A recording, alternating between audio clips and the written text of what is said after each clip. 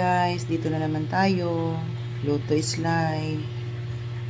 Ang lulutuin ko ngayon ay ginataang pagi. Yan yung isda natin. In-steam ko siya, pinakuluan ko. Then, nag-prepare na ako ng sibuyas dahon, siling green, sibuyas, bawang at luya. At meron na rin po tayong gata. Then, lalagyan ko siya ng malunggay para mas masustansya. So, samahan niyo po akong magluto. Bago pa lang lahat, hihimayin ko muna siya guys na maliliit. Para diretso subo na lang.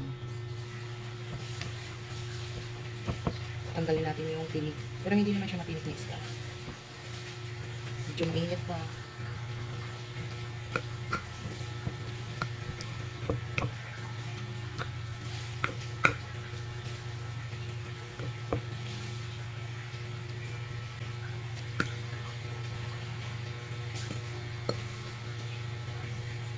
Sabi na natin yung kanyang tinik. Sarap lang ito guys dahil malaman siya. Para hindi siya malamsa, kailangan natin pakuloan.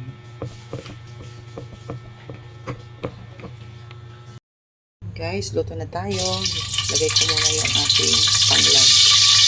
Pangdagdag din ito, pangtanggal lang sa isda.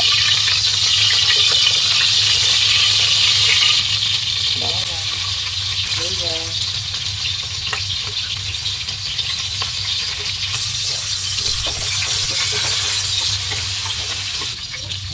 Sibuyas.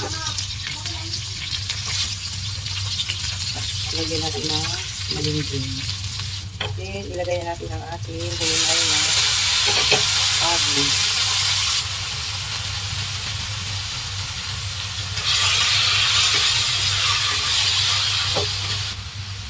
Lagyan natin ng konting suka. Pinakasin guys. Ang palasa. Konting bitchin at pamintang powder.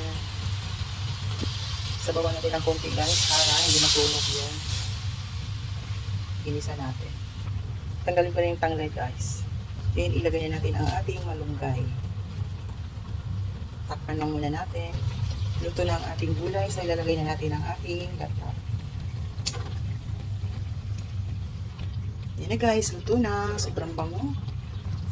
Lagay na natin ang ating dahon ng sibuyas. Thanks for watching.